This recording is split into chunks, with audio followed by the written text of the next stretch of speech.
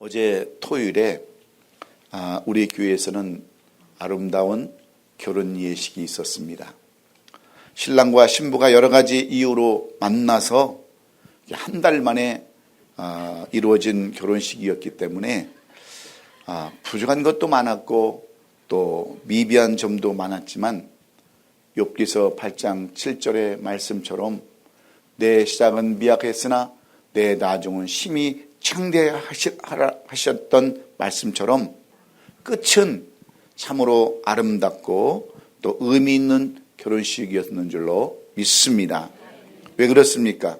그 이유는 비록 연약하고 부족했지만 모든 성도들이 한 마음으로 한 뜻으로 서로 가족처럼 돕고 힘쓰고 기도했기 때문인 줄로 믿어요. 그래서 아름다운 결혼식으로 막을 내릴 수 있었는데, 이런 아름다운 작품은 우리의 삶에만 있는 것이 아닙니다. 결혼식에만 있는 게 아니에요. 우리의 신앙생활에도 있습니다. 교회 생활에도 교회도 있는 줄로 믿습니다. 우리가 몸담고 있는 교회가 아름다워지기 위해서는 우리 교인들의 희생과 헌신과 노력 없이는 절대로 이루어질 수 없어요. 지금 한국 땅에는 무려 교회가 6만 개가 있었는데 지금 5만 개가 남아있다고 그래요. 우리가 사는 남가주는 교회가 한 1200개 정도가 있었는데 지금 한 800개 정도가 남아있습니다. 많은 교회들이 이 팬데믹 이후에 문을 닫고 또 머지하고 또 없어지고 그런 관계로 인해서 지금 우리가 사는 남가주에는 겨우 800개의 교회만 남아있는데, 그런 교회를 잘 살펴보면 어떤 교회는 아름다운 교회가 있는가 하면 어떤 교회는 함량에 미달된 아름답지 못한 교회도 많이 있습니다.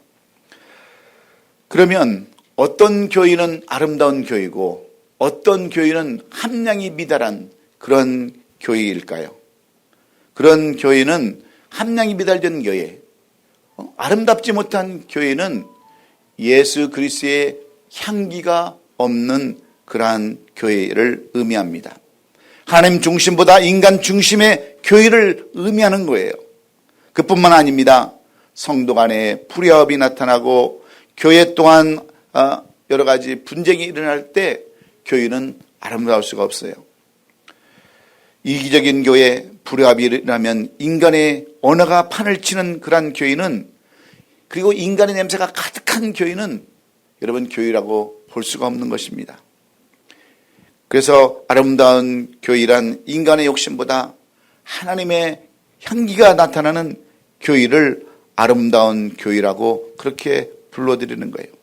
인간의 영광보다 하나님의 영광을 나타내는 교회, 하나님이 기뻐하시는 그 뜻을 이루어드리는 그러한 교회가 아름다운 교회인 줄로 믿습니다. 그래서 하나님께서 잘했다 칭찬 듣는 그러한 교회가 바로 아름다운 교회인데, 저는 우리 교회가 이름만 아름다운 교회가 아니라 실제로 우리의 성도들의 삶 가운데서 모든 면에서 정말 아름다운 교회가 되기를 간절히 소원합니다.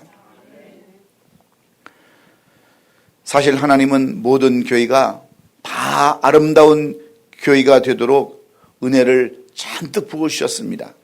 그런데 어느 교회는 은혜가 넘치는 반면에 어느 교회는 전혀 은혜가 없는 그러한 교회가 많이 있습니다. 그래서 어느 교회는 그 교회가 정말 은혜 가운데 잘 가는 교회도 있지만 어느 교회는 매일 삐그덕삐덕거리면서 힘든 그러한 교회들이 참으로 많이 있어요. 제가 어제 우리 몇 분 장로님들을 만났습니다.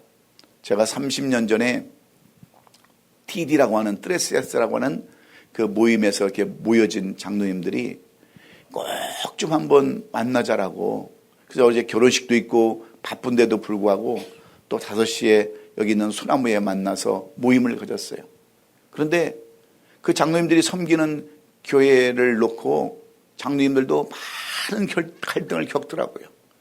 목사님, 저는 장로로서 교회를 지금까지 30몇 년을 섬겨왔는데 교회가 나중에는 이렇게 힘이 듭니다라고 고백하는 장로님들도 계셨어요. 그래서 저한테 자꾸 묻는 거예요. 어떻게 했으면 좋겠습니까? 제가 교회를 떠나야 됩니까? 있어야 됩니까? 물어보는 장로님을 향해서 많은 분들이 계시기 때문에 제가 답은 못 드렸지만 속으로는 많은 답을 제가 했어요. 속으로는. 아름답지 못한 교회에는 여러분 아름답지 못한 성도들이 있고 아름답지 못한 교회 안에는 아름다운지 못한 리더들이 있기 때문에 불합이 생기는 거예요. 불합이.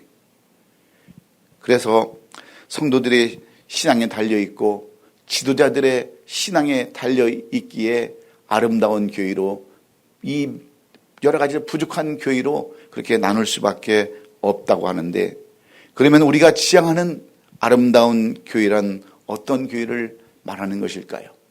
어떻게 하면 우리도 이 아름다운 교회에서 마음껏 신앙생활하고 마음껏 기도하고 하나님의 영광을 들리는 귀한 권속들로 살아갈 수 있을까요? 오늘 이 본문을 살펴보면 이 본문 사도행전 2장에는 기독교 역사에 있어서 세 가지의 중요한 사건들을 기록해 놓고 있습니다.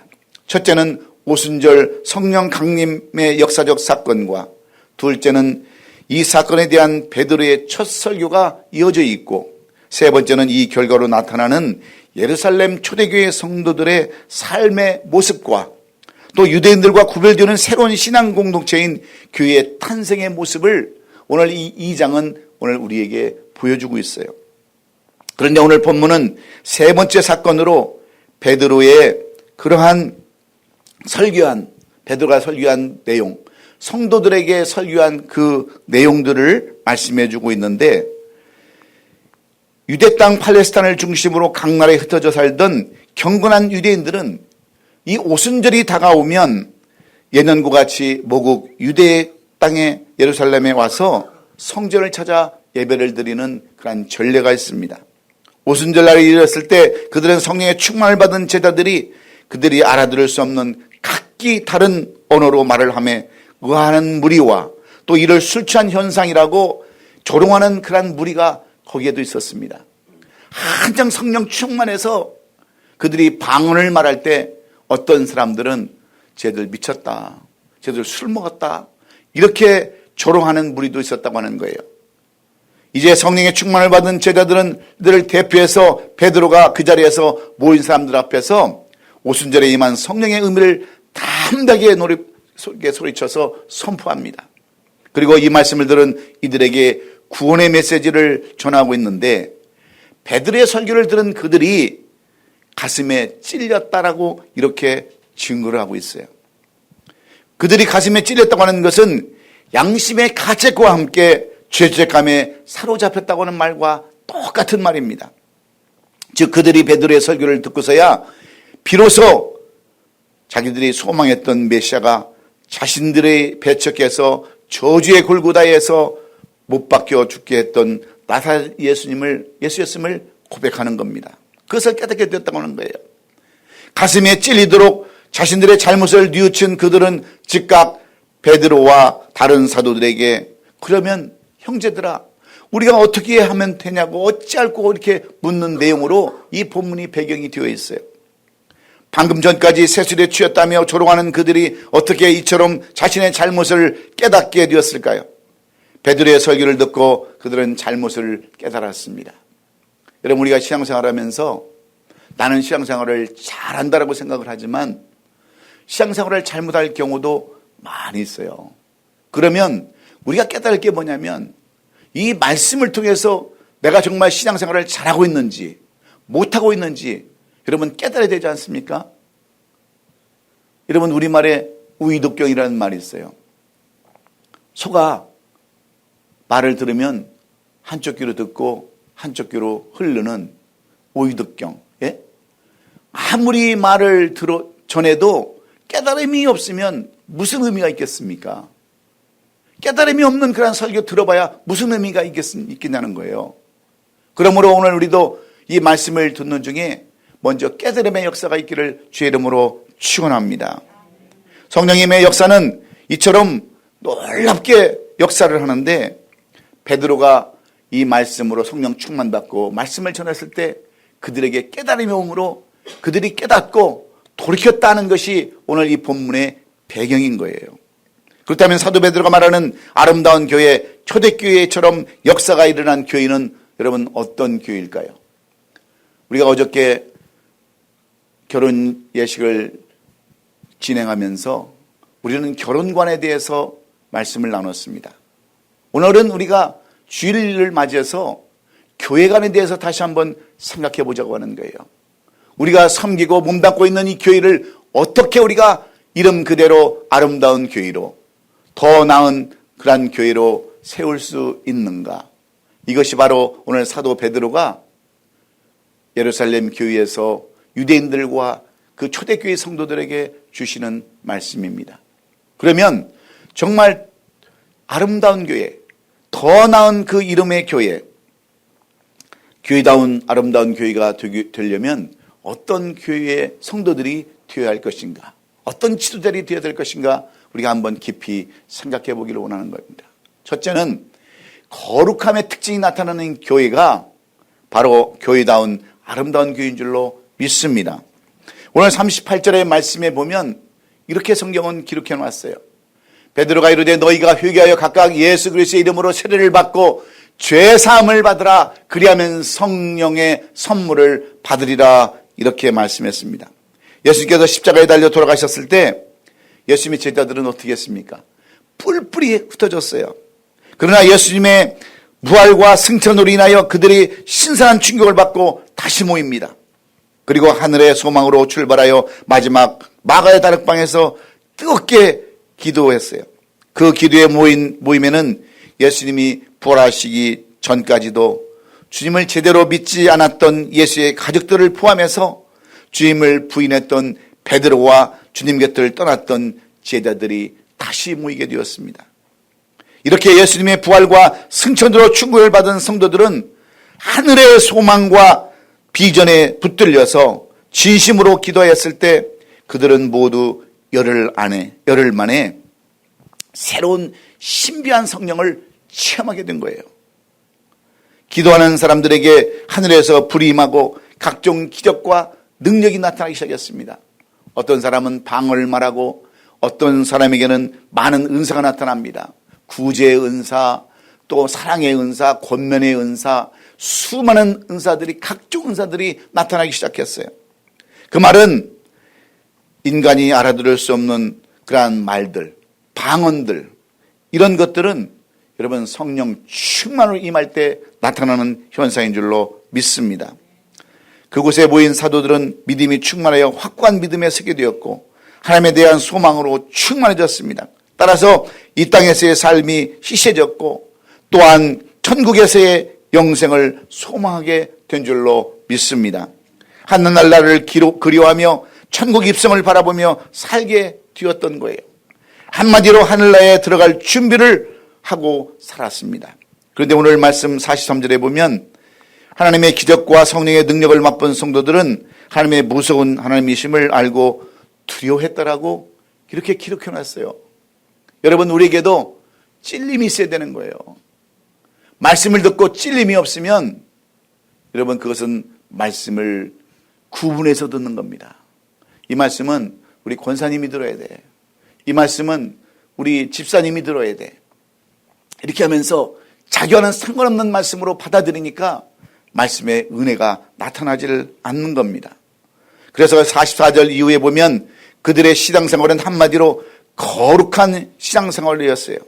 사도행전 5장에 가서 보면 그들의 거룩성을 더욱더 강조하고 있습니다.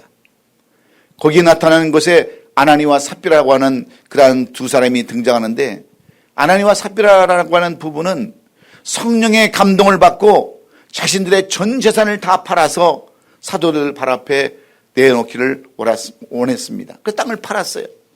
그런데 가만히 생각해 보니까 아까운 생각이 드는 거예요. 이걸 다 바치면 어떻게 하는가? 그리고 이것을 정말 하나님이 받으시는가 생각을 하면서 그것을 일부러 감췄습니다. 그리고 뭐라고 하냐면 이 땅값이 전부입니다라고 이렇게 했을 때 베드로가 뭐라고 얘기해요? 내가 어찌하여 성령을 속이느냐 하고 꾸짖습니다. 그리고 성경은 이렇게 증언을 합니다. 아나니와 삽비라 부부가 3시간 간격으로 죽어나갔다. 이렇게 성경은 기록해놨어요. 여러분, 자기 뜻 안 바쳤다라고 하나님께서 사람을 죽이는 그런 분이십니까? 여기에는 깊은 의미가 있는 거예요. 성령을 속이는 것을 하나님은 기뻐하시지 않는다는 거예요. 성령을 속였다고 하는 것은 거룩한 삶을 살지 않았다는 거예요. 이것이 오늘 하나님께서 말씀하시는 주된 내용입니다. 우리가 신앙생활을 하면서 가장 중요한 것이 뭐냐면 거룩하게 사는 거예요. 거룩하게. 교회 다니면서 정말 지절목에 사는 사람이 얼마나 많습니까? 제가 25년 동안 목회하면서 얼마나 많은 것들을 제가 보고 왔겠어요. 우리 교회에 얼마나 많은 간증들이 있었겠습니까? 제가 목회하기 전에 30년 전에 이화 여대를 나오고 한국에서 피겨스케이트 선수를 했던 지금도 잃어버리지 않는 이옥화라고 하는 여자분 집사님이 계셨어요. 이분은 그 크리스천 스쿨, 미션 스쿨이라고 하는 리다 초등학교 유치원부터 시작해서 이화 대학원까지 나오고 삿포로 올림픽에 피겨스케이팅의 선수로 나갔던 그런 분이에요. 얼마나 얼굴도 이쁘고 이쁜지 잘생겼는지도 몰라요. 남편 따라서 이 LA에서 큰 사업을 하던 그러한 분이셨는데 이분이 글쎄 교회를 안 나가는 거예요. 교회를. 그러면서 교회 그러면 전도를 하면 당신이나 잘 믿으세요. 그리고 제가 전도도 해봤어요. 그때는 제가 집사였습니다. 미스터리, 나한테 교회 얘기를 하려면 나하고 앞으로 얘기도 하지 말고 내 옆에 말도 걸지 마. 그랬던 사람이에요. 그런데 이분이 제가 목사가 돼가지고 어느 날 이분 친구들한테 전화가 왔습니다. 목사님이 잘 아는 그 이오카라는 분, 그 공장에서 비타민 공장을 하는데 비타민 공장에서 나오다가 흑인들이 그 차를 뺏고 그 차로 치워서 죽었어요. 그런데 그 누구도 이분의 장례를 치러줄 분이 없어요. 왜냐하면 그 믿을 때에 이분이 너무 사업을 하면서 너무 충격을 받은 게 뭐냐면 교회 장로, 교회 권사, 교회 집사 이런 사람들의 사기를 너무 많이 당한 거예요. 그러니까 교회에 대해서 얼마나 대한 반감이 있는지 모릅니다. 그런데 이분을 누가 여러분 장례를 치러주겠어요. 그래서 제가 그 장례를 담당을 해서 그 LA에 있는 그 한국장의사에서 그 장례를 치러주는데 제가 이래봐도요, 미국 TV에 이분이 금메달리스트죠. 또 미제 사건의 주인공이죠. 그러니까 그 넘버 7 그 방송국, 뭐 LA에 있는 굵직한 그러한 모든 방송국에서 다 나와서 촬영을 해가는 거예요. 그래서 제가 거기서 이런 설교를 했습니다. 이분이 왜 교회를 안 나갔겠습니까? 왜 이분이 지금까지 교회를 그렇게 핍박을 했겠습니까? 거기에는 잘못된 성도들, 잘못된 사람들 때문에 그래요. 근데 저는 그분이 정말로 예수를 안 믿었을까? 저는 그렇게 생각을 하지 않습니다. 어디서 들었던 것들이 너무 많았을 거예요. 미션 스쿨을 그렇게 오래 다녔는데 그분의 신앙은 하나님만 아세요. 하나님만. 그분이 천국을 갔는지 지옥을 갔는지 우리는 알 수 없어요. 단지 사람들이 싫어서 교회 안 나갔다고 해서 그 사람이 구원을 받느냐 안 받느냐 그것은 우리가 상관할 바가 안 돼요. 중요한 것은 그분이 교회를 안 나가고 핍박을 받았던 것은 성도들의 삶 때문에 그렇습니다. 그래서 제가 그 언니가 이제 왔는데요. 다 끝나고 나서 저는 참 아이러니한 게 그 장례식 끝나고 식사를 하러 가잖아요. 그러면 유족들도요, 방금 전까지는 막 눈물을 펑펑 쏟고 있다가 밥 먹을 때는 왜 이렇게 웃으면서 밥을 먹는지 나는 인간의 그 이중성을 지금도 이해를 할 수가 없어. 근데 그 언니가 이런 얘기를 하는 거예요. 저기 토렌스에 사시는 언니이신데, 목사님 제가요 지금까지 교회를 나가고 싶어도 내 동생이 교회를 나가면 금방 죽일 것 같아서 교회를 안 나갔는데 내가 목사님을 설교를 듣고 나니까 이제부터는 교회를 가야 되겠습니다. 그러시더라고요.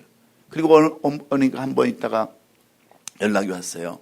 제가 이런 교회를 나가고 있습니다 하고 연락이 왔는데 그 이옥하라는 분의 그 희생이 결코 헛된 것이 아니라는 것을 제가 깨달았어요.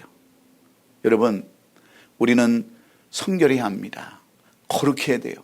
그래야 하나님께서 기뻐하시는 아름다운 교회, 아름다운 성도가 될 수 있는 줄로 믿습니다. 그래서 말씀을 듣고 깨달음이 있어서 우리가 회개하고 돌이킬 때 놀라운 역사들이 있는 줄 믿습니다. 1903년 원산에 선교사들이 모였어요. 그곳에 로버트 하디라는 목사님이 그곳에 모였는데, 이 로버트 하디 목사님은 미국에서 파송된 선교사님인데요. 이 조선에 와서 보니까 1903년이니까 얼마나 조선이 이 우리나라가 못 살 때예요.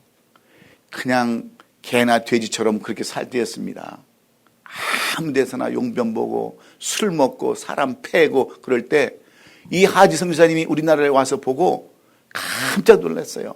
그래서 미국에서 보고를 어떻게 했냐면, 내가 조선에 와서 보니까 조선 사람들이 개나 돼지보다도 못하더라 이렇게 보고를 할 정도로 너무나도 무시를 했어요. 그런데 오늘날 성령님께서 그의 마음속에 감동을 주는 거예요. 네가 뭐하러 이 조선 땅까지 왔느냐, 이런 사람들을 인도해서 이런 사람들을 구원하기 위해서 오지 않았느냐 하는 성령의 음성을 듣고 거기서 회개를 시작했어요. 맞습니다. 내가 이 조선 땅에 무엇 때문에 왔습니까? 이런 사람들을 변화시켜서 새로운 삶을 살고 천국의 소망을 갖기 위해서 보냈는데 내가 잘못했습니다 그러고 부흥회를 가서 이런 자신을 회개를 했어요. 그랬더니 거기서 깨달았던 우리 장대현 교회에 담임 목사였던 길선주 목사님이 회개 간직을 시작을 했어요. 그러자 회개 운동이 얼마나 퍼져나갔는지 어떤 사람은 이렇게 간직을 한 거예요. 우리 집에서 쌀을 사간 사람들은 다시 오세요. 내가 저울을 속였습니다. 그리고 어떤 이 푸주간 고깃집으로는 사람은 우리 집에서 고기 사간 사람들은 다시 오세요. 내가 고기에 그 양을 속였습니다 하고 회개가 일어나기 시작했어요. 회개가. 그래가지고 여러분, 평양에 회개운동이 일어나고 평양에 부흥운동이 일어나기 시작한 거예요. 그래서 우리는 한국의 예루살렘이라고 하는 그 평양이 무엇 때문에 생겼냐면 이 회개운동에서 일어난 것을 우리는 기억해야 합니다. 오늘도 우리 자신을 한번 되돌아봅시다.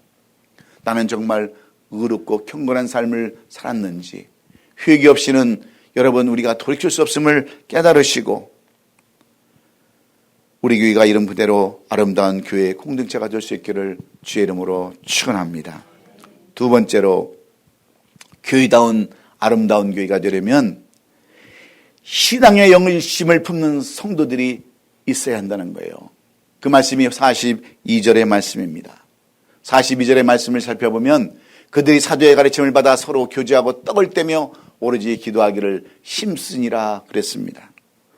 초대교회 성도들은 성령이 임하고 나자 어떻게 했느냐면 먼저 사도들의 가르침을 받았습니다. 그리고 서로 교제하며 떡을 떼며 오로지 기도에 힘쓰는 삶을 살았어요. 44절과 46절에 보니까 뭐라고 하냐면, 믿는 사람들이 따라 함께 있어 모든 물건을 서로 통용하고 재산과 소유를 팔아 각 사람의 필요를 따라 나눠주며 날마다 마음을 같이하여 성전에 모이를 힘쓰고 집에서 떡을 떼며 기쁨과 순전한 마음으로 음식을 먹었다, 이렇게 기록해 놓았습니다.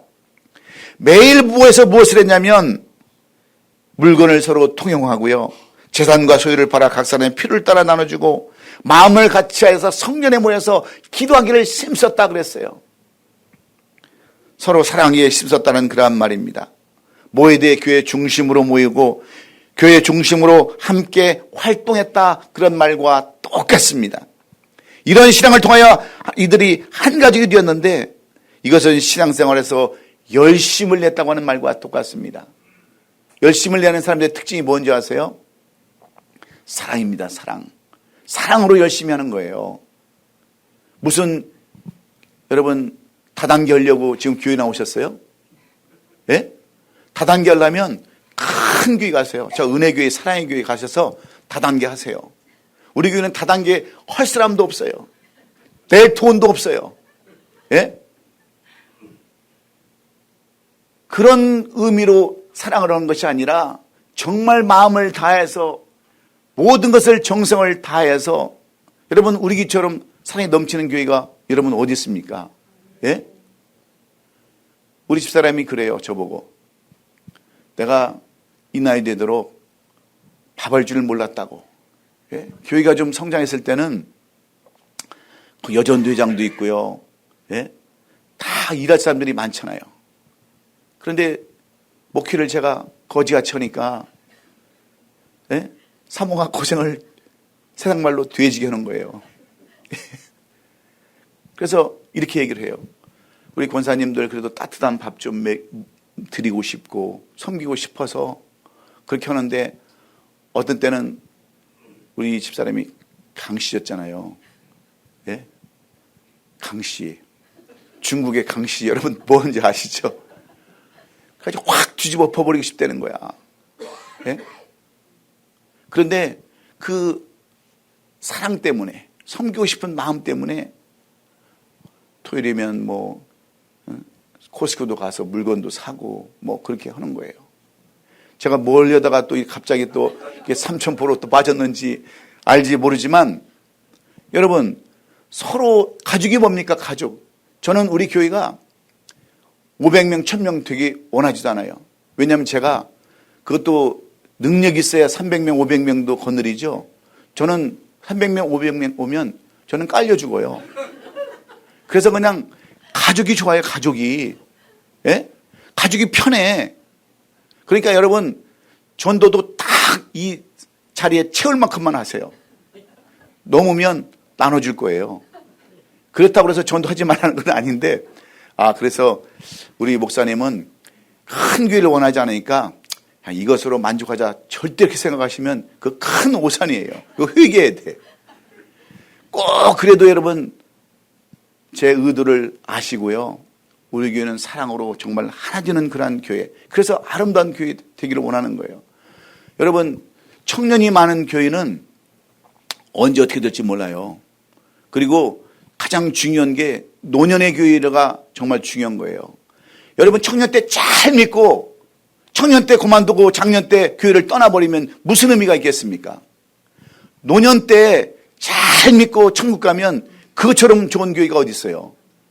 그렇지만 옛날에는요, 제가 저쪽 노록에서 목회할 때는 아침에 새벽에 노인들만 70명씩 나와서 새벽 예배를 드렸어요. 왜? 노인 아파트가 그 앞에 11층 아파트가 있어가지고 오지 말라고 그래도 막 몰려왔어요. 막 몰려왔어. 그때는 노인들이 귀한 줄 몰랐어요. 그래가지고 왜 나는 그렇게 좀 젊은 사람들 좀 많이 새벽 예배 좀 보내주지. 왜 노인들만 그렇게 보내나 배부른 그런 소리를 했다니까요. 근데 지금 와서 보니까 우리 노인들이 얼마나 귀중한 분이십니까? 마지막 천국 가는 길을 지켜드리는 게 노인들인데 안 그래요? 아멘 좀 해요. 그럴 때는 좀 아멘 좀. 그 마지막 가는 길을 살핀다고 하는 것이 얼마나 큰 축복이에요. 예? 그래서 이것은 우리 권사님들을, 우리 장로님들을 너무 사랑하고 싶어서 그렇습니다. 예. 그 사랑이 없이는 될 수가 없는 거예요. 그런데 거기에는 또 열심이 없으면 안 됩니다. 열심이 없이 어떻게 여러분 아름다운 교회 여러분 귀다운 아름다운 교회가 될 수 있겠습니까? 여러분 사람이 없을 때는요, 내가 짊어져야 하는 비중이 너무 커요. 그래서 힘들어요. 그런데 제가 우리 시원이나 애원이한테 항상 가르치는 영어 딱 한 단어가 있어요. 뭐죠? 예, no pain, no gain. 고통 없이 얻어지는 거 아무것도 없습니다. 사랑 없이 얻어지는 것도 없고요. 열심 없이 얻어지는 것도 없고 희생 없이 얻어지는 것 아무것도 없습니다. 그래서 우리는 끝까지 열심을 다해야 되는 거예요. 전대도 열심하고 봉사에도 열심하고 헌신에도 열심하고 사명 감당도 열심히 있어야 될 줄로 믿습니다. 그래서 이 베드로가 부탁하는 게 그거예요. 달마다 마음을 같여여 성전에 모이기를 힘쓰라고 이렇게 말씀해 주는 줄로 믿습니다. 그래서 이런 것들이 우리의 삶 가운데 날마다 묻혀야 되는데, 왜 여러분 우리가 정말 열심히 힘을 다해서 하려면 뭐부터 해야 되냐면 모여서 기도하기 시작해야 돼요. 비록 우리 교회가 그렇게 큰 교회는 아니지만 왜 새벽 기도를 하는지 아세요? 새벽 기도 없이는 교회가 성장할 수 없기 때문에 그래요. 그래서 우리가 지금 금요철에도 준비를 하고 있고 여러 가지 기도 모임을 좀 준비하고도 있는데, 여러분들이 함께 협력하지 않으면, 어떻게 힘쓰지 않으면 교회가 더 아름다운 교회가 될 수 있겠습니까? 제가 한국에 이렇게 부흥회를 다닐 때 보면 한국에 그 윤석전 목사님이라고 하는 연세중앙교회가 있는데요. 이 교회에 배울 게 하나 있어요. 거기는 어린아이들을 30분씩 기도를 시켜요. 이제 조그마한 아이들. 연세중앙교회가 어떤 분들은 2단이라고 하는 사람들도 있고 그런 사람도 있는데, 이 어린아이들을 30분씩 기도를 시키는 그런 것들을 보면서 제가 도전을 많이 받았어요. 그래서 우리도 열심히 섬기되 기도에 열심히 할 수 있기를 주의 이름으로 축원해요. 열심히 잘못 특심이면 교회를 말아먹습니다. 예? 그냥 입 벌리는데 열심히면 교회를 말려. 예? 그냥 찍고 까불고 그러면 교회가 망해요. 어디에 열심을 다하느냐? 기도에 열심을 다하고 헌신의 열심을 다하고 헌신의 그 사명 감당하는데 열심을 다할 수 있기를 주의 이름으로 축원합니다. 마지막으로, 어떤 교회가 교회다운 아름다운 교회입니까? 건물이 아름다워야 아름다운 교회입니까? 이름이 아름다워야 아름다운 교회예요? 아름다운 교회가 되려면 영혼구원에 대한 사랑과 열정이 많아야 된다라고 베드로는 오늘 그렇게 말씀하고 있습니다. 오늘 47절 본문을 살펴보면, 하나님을 찬미하며 온 백성에게 친성을 받으니 주께서 구원받는 사람들을 날마다 더하게 하신다, 이렇게 기록해 놓았습니다. 믿는 자의 숫자가 계속해서 늘어나는데, 초대교회 성도들은 신앙생활에 뭐였냐면 곧 전도했어요. 전도. 예? 그들의 신앙의 초점이 뭐였냐면 안 믿는 사람들을 주 앞으로 인도하는데 그것을 중점을 두었다고 하는 거예요. 어제 우리가 결혼식 하면서도 제가 그랬습니다. 거기 안 믿는 사람들도 많이 있지 않습니까? 그런데 제가 그때 그랬어요. 여러분들, 아직도 결혼 못하신 분들, 아직도 혼자 사시는 분들, 그분들은 우리 교회에 오면 수지 맞습니다. 제가 그렇게 전도를 했어요. 그랬더니 우리 신랑이 또 거기 필요해 하면서 오늘 목사님 말씀하셨는데, 여러분들 우리 교회에 오면 여러분 좋은 일 있을 겁니다라고 하니까, 그 안 믿는 사람 중에서 나 오늘 다음부터 이 교회에 올 겁니다라고 하는 사람을 제가 들었어요. 근데 어디 갔는지 보이지는 않네. 그 전도를 잘 못한 거예요. 근데 우리 오늘 또 사모님이 또 귀한 분을 이렇게 또 모시고 왔어요. 이게 열정 아닙니까? 이게 열정이에요. 그래서 우리 교회가 존재하는 목적은 믿지 않는 사람들을 이 교회로 데려와서 영혼 구원하는데 목적이 있는 줄로 믿어요. 여러분, 제가 이제 조금 정신 차려가지고 이제 막 교회를 좀 부흥시켜 보려고 애쓰는데, 제가 믿는 사람들, 다른 교회에 있는 사람들, 집사님 옛날에 나한테 시세 많이 줬잖아. 이제 나를 좀 도와줘야지. 그렇게 해서 데려오면 그게 전도하는 거예요? 뺏어오는 거지. 그렇잖아요? 전도는 안 믿는 사람들, 예수를 모르는 사람들을 그렇게 잘 양육하고 말씀을 전하고 밥도 사주고 선물도 좀 사주고, 그래서 그 마음을 통하게 하고 교회로 모시고 오셔서 하늘나라의 소망을 주는 것이 여러분 전도 아닙니까? 그런데 전도 그러면 대부분 사람들은 어떻게 생각하느냐? 잘 믿는 사람을 가서 뺏어와요. 예? 우리 교회 가자고. 니네 교회 그런 교회 다니면 뭐하냐고. 그러면 그 사람은 몰라도 그 교회를 담임하는 목사님은 어떻게 했어요? 교회도 몇 명 안 되는데 그마저 뺏어가 버리면 목사님의 가슴에 염장을 지르는 거야. 그건 전도가 아니에요. 하나님을 기쁘시는 게 아니에요. 우리는 절대로 남의 교회 데려올 필요도 없어요. 그런 교회 와봤자 기쁨 얻을 거 아무것도 없어요. 아직도 교회를 시험 들어서 못 나가는 사람들, 그리고 예수님을 모르는 그런 분들을 초청해서 모셔오는 것이 영혼 구원이지. 그래서 여러분, 큰 교회가 저는 큰 교회에 대한 그런 트라우마는 없어요. 옛날에 저도 큰 교회 해봤으니까 거기에 대한 미련도 없습니다. 그런데 다단계를 하려고 하면 가시고요. 비즈니스 하려면 그런 교회 가세요. 예? 그지만 하늘에 상급은 없습니다. 면류관도 없어요. 우리의 가장 중요한 포인트가 뭡니까? 예수 잘 믿고 영원한 나라, 하나님의 품 안에 안기는 것, 영원한 천국을 누리는 것이 우리의 목적 아니에요? 그래서 저는 딱 알맞게 목회하고 싶어요. 그냥 안 믿는 분들 모셔다가 전도해서 그것이 여러분 얼마나 기쁨이겠습니까? 얼마나 아름다운 모습이에요. 그래서 교회 잘 다니시는 분은 거기 열심히 다니시라고 격려해 주시고, 주위에 안 믿는 분들, 또 교회 못 가시는 분들, 그런 분들을 끝까지 열정을 다해서 영혼 구원의 사랑을 가지고 관심을 갖는 저와 여러분 될 수 있기를 주의 이름으로 축원합니다. 마태복음 28장 18절로 20절에서 마태는 우리에게 이렇게 말씀합니다. 예수께서 나와 말씀하여 이르시되 하늘의 땅의 권세를 내게 주셨으니 그러므로 너희는 가서 모든 민족을 제자로 삼아 아버지와 아들과 성령 이름으로 세례를 베풀고 내가 너에게 분부한 모든 것을 가르쳐 지키게 하라. 볼지어다 세상 끝날 때까지 너와 함께 항상 있으리라. 전도라는 말이에요. 그러면 내가 너와 항상 함께 있다고 하는 거예요. 이 세상에서 가장 여러분 큰 상은 뭔지 아세요? 영혼 구원하는데 전도상이에요. 전도상. 그런데 평생을 교회 다니면서요, 전도 한 명도 안 해본 사람, 너 뭐 하다 왔냐 그러면 교회에 가서 점심만 먹고 왔죠. 그럼 무슨 상급이 있겠어요? 예?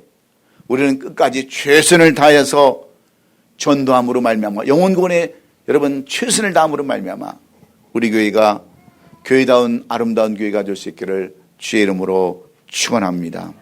여러분, 아름다운 교회는 어떻게 만들어가야 합니까? 거룩함을 나타내야 합니다. 그 다음에 신앙의 열심을 품어야 합니다. 그리고 열심히 영혼 구원에 대한 열정을 가져야 합니다.